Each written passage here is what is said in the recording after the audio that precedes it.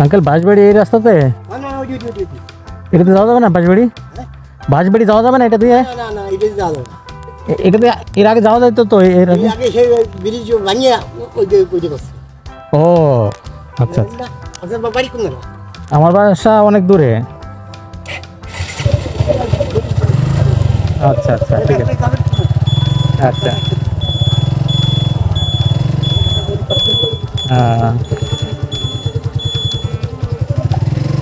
ধন্যবাদ আঙ্কেল।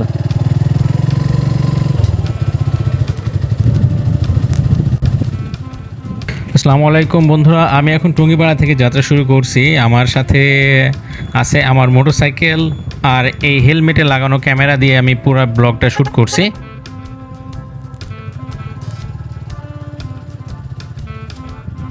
আমি আসলে প্রকৃতির মাঝে থাকতে বেশি পছন্দ করি, সেই জন্য ব্লগগুলো দেখতে পান আমার অতিরিক্ত প্রকৃতির মাঝে, মেন রোডে হাই রোডের চাইতে। এবং গ্রামীণ রাস্তা, গ্রামীণ পরিবেশটা আমাকে খুব টানে এবং এদের স্নিগ্ধতা এবং এই যে এখানে আসলে আপনার অক্সিজেনের যদি ঘাটতি থাকে সেটা সম্পূর্ণরূপে পূরণ হবে।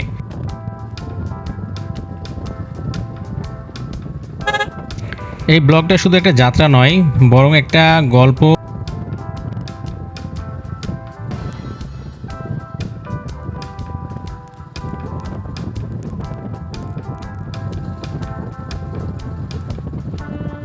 দেখতে পাচ্ছেন রাস্তার সামনে কিন্তু সামনে একটা বড় ধরনের ব্রিজ, উঁচা ব্রিজ। এটা বাঁশবাড়িয়া রোডে মূলত আমি যাচ্ছি, যেহেতু বাঁশবাড়িয়াতে যাব। টঙ্গিপাড়া থেকে বাঁশবাড়িয়া গ্রামীণ পরিবেশটা দেখতে পাচ্ছেন, অনেক উঁচু উঁচু ব্রিজ। এখানে মূলত বন্যা টন্যা হয় হয়তো বা মেবি, সেই জন্য এত উঁচু ব্রিজ, মানে বিশাল উঁচু। নিচ দিয়ে মনে হয় ট্রলার বা স্পিড বোট এই জাতীয় কিছু, মানে নৌকাতে জলে নৌকা জাতীয় কোনো কিছু চলাচল করে, সেই জন্যে এত উঁচু করা আছে ব্রিজগুলা। মূলত গোপালগঞ্জের ব্রিজগুলাই দেখি এরকম অনেক উঁচু উঁচু ব্রিজ, কারণ এই দিক দিয়ে মনে হয় পানিপথে যাত্রা অনেক সহজ এবং পানিপথে যানবাহনগুলো চলাচল করে, পানিপথে যেসব যানবাহন থাকে। দেখতে পাচ্ছেন অনেক সুন্দর একটা ব্রিজ, অনেক উঁচুতে এবং অনেক দীর্ঘ একটা ব্রিজ।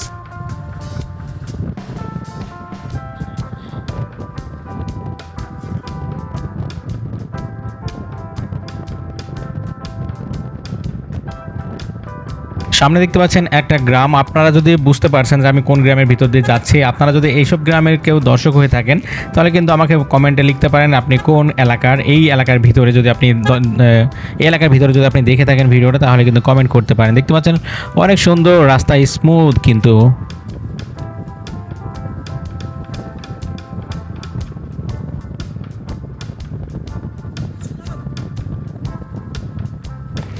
আসলে জীবনে কোনো বাধাই থাকবে না, আপনি যদি লক্ষ্য অর্জনের সাথে মূল্যায়ন হয়ে এবং লক্ষ্য অর্জনের দিকে পথদৃষ্ট হয়ে এবং চলতে পারেন, তাহলে কিন্তু কোনো বাধা মনে হবে না। এই পথ যেমন চলেছে অবিরাম, আপনার বাধাও উপেক্ষা করে আপনাকে এভাবে চলতে হবে অবিরাম।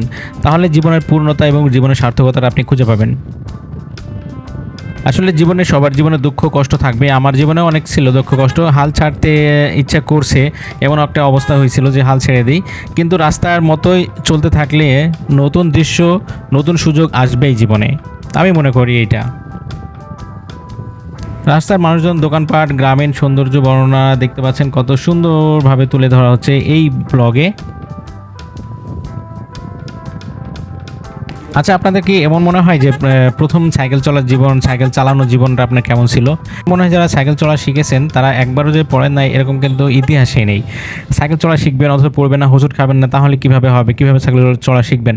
কিন্তু আমার কাছে মনে হয় মোটিভেশনের দিকে একটাই, যে সাইকেল চলার সময় যেহেতু আমরা বারবার পড়ে যাই, পড়ার পরেও আমরা একসময় সাইকেল চলা শিখেই যাই। কিন্তু এভাবে করে জীবনের অনেক হোঁচট আসবে, বাধা বিপত্তি আসবে, সেটাকে উপেক্ষা করে আপনাকে লক্ষ্যের দিকে অর্জন করে লক্ষ্য দিকে স্থির হয়ে চলতে হবে। তাহলে কিন্তু সাইকেল চলার মতো কিন্তু আপনি জীবনে কিন্তু সফল হতে পারবেন।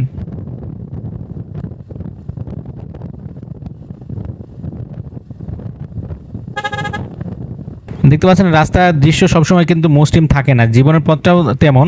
একটু ধৈর্য ধরলেই গন্তব্য পৌঁছানো যায় নিশ্চিত, কিন্তু ধৈর্য ধরে চলতে হবে। অমসৃণ রাস্তা দেখে যদি আপনি থেমে যান, তাহলে কিন্তু আপনি আর গন্তব্যস্থলে পৌঁছাতে পারবেন না।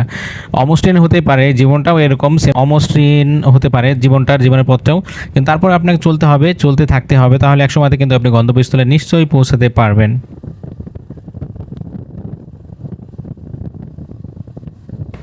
আজকের মূলত এই ব্লগে আমার আজকে যাত্রাতে আমাকে আবার মনে করে দিল জীবন মানেই চলা, থেমে যাওয়া নয়। দেখতে পাচ্ছেন চলতে থাকলে কিন্তু একসময়তে আমি পৌঁছায় যাব। আমি যেহেতু বাঁশবাড়িয়ার উদ্দেশ্যে রওনা দিয়েছি, সেহেতু আমি চলতে চলতে কিন্তু একসময় পৌঁছে যাব বাঁশবাড়িয়াতে। যদি রাস্তা অমসৃণ হয় বা রাস্তা আঁকাবাঁকা বা ভাঙাচোরা হয়, তাও কিন্তু আমাকে চলতে থাকতে হবে। তার ফলে কিন্তু আমি সুন্দরভাবে পৌঁছে যাব।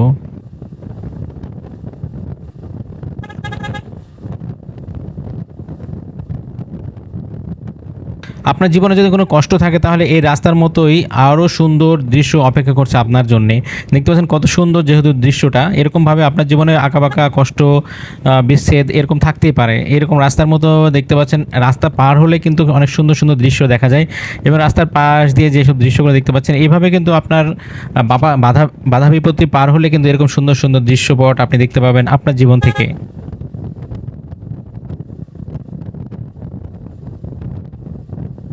দেখতে পাচ্ছেন কত সুন্দর গ্রামীণ পরিবেশ। এইসব পরিবেশে আসলেই আপনার মন চাঙ্গা হয়ে যাবে, আপনার মনে ভালো লাগবে এবং আপনার মনের থেকে ভালো লাগা কাজ করবে, যেটা আপনার জন্য পথের সুগম করবে পথটা।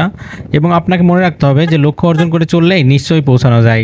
রাস্তা যতই দুর্গম হোক বা অপরিচিত অচেনা রাস্তা হলেও ব্যাপার না, আপনি পৌঁছে যাবেন কোনো না কোনো সময়তে।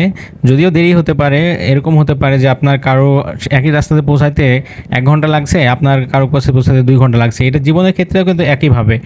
আপনি লক্ষ্য আর রাস্তাতে কেউ বাধা বেশি পাচ্ছে এবং তার পৌঁছাতে 10 বছর 20 বছর লাগছে, কিন্তু কেউ আছে তারা 10 বছরে বা 5 বছরে পৌঁছে যায়।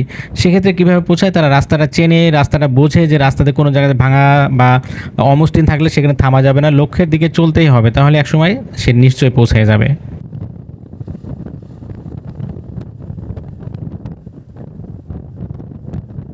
দেখতে পাচ্ছেন রাস্তায় অনেক জায়গাতে বিট দেওয়া থাকে, বিট। সেক্ষেত্রে মনে করতে পারেন জীবনটাও আপনার ওইভাবেই। জীবনে যখন দুঃখ কষ্ট আসবে, মনে করবেন রাস্তার মতো জীবনের ক্ষেত্রে বিট দেওয়া আছে, এবং সেই বিটটা পার হলেই কিন্তু আপনি জোরে যেতে পারবেন বা আপনি স্পিড নিয়ে যেতে পারবেন। কিন্তু সেই বিটগুলো পার হতে হবে, পার হওয়ার সময় একটু স্লো পার হতে হয়, এটাও আপনি বুঝতে পারেন। কিন্তু জীবনের ওই সময়গুলো, খারাপ সময়গুলো যখন পার হবেন, তখন কিন্তু অনেক আস্তেই পার হতে হয়, কারণ দুঃখ কষ্ট নিয়েই তো জীবন, তাই না? এটা এভাবেই চলতে হয়, এভাবেই আমরা তৈরি হয়েছি, আমাদের সৃষ্টি কিন্তু এভাবেই।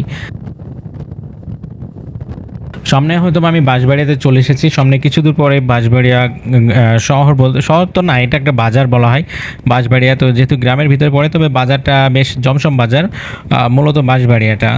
আপনারা এই যে বাঁশবাড়িয়ার দিকে, টুঙ্গিপাড়া থেকে বাঁশবাড়িয়া পর্যন্ত কে কে আসেন এবং আমাকে কমেন্ট করতে পারেন। আমি খুশি হব যে আপনারা এই এলাকায় আছেন এবং এই রাস্তাটা চেনেন এবং রাস্তাটার সৌন্দর্যটা আপনারা মুগ্ধ হয়েছেন, কমেন্ট করতে পারেন।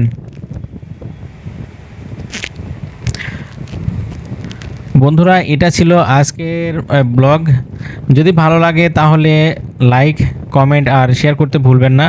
আর অবশ্যই আমার পেজ এবং ইউটিউব চ্যানেলটা অবশ্যই সাবস্ক্রাইব করে আমার পাশে থাকবেন পরবর্তী ব্লগের জন্যে। এবং জীবনের উদ্দাম খুঁজে নেবেন আপনি নিজ থেকে, পথের মতো মসৃণ করে নেবেন জীবনটা। যে দেখতে পাচ্ছেন পথটা কত মসৃণ, এভাবে করে আপনার জীবনটা মসৃণ করে নিতে হবে। কখনোই মসৃণ থাকে না, পথগুলো ভাঙাচোরা থাকে, সেগুলো মেরামত করতে হয়, করে যেমন মসৃণ করা যায় সেভাবে করে আপনার জীবনটা মসৃণ করে নেবেন, সেটা আমি আশা করছি এবং কামনা করছি। পথ যতই দুর্গম হোক, আপনাকে পৌঁছাতে হবে সময় মতো। ধন্যবাদ সবাইকে আজকের ভিডিওটা দেখার জন্যে।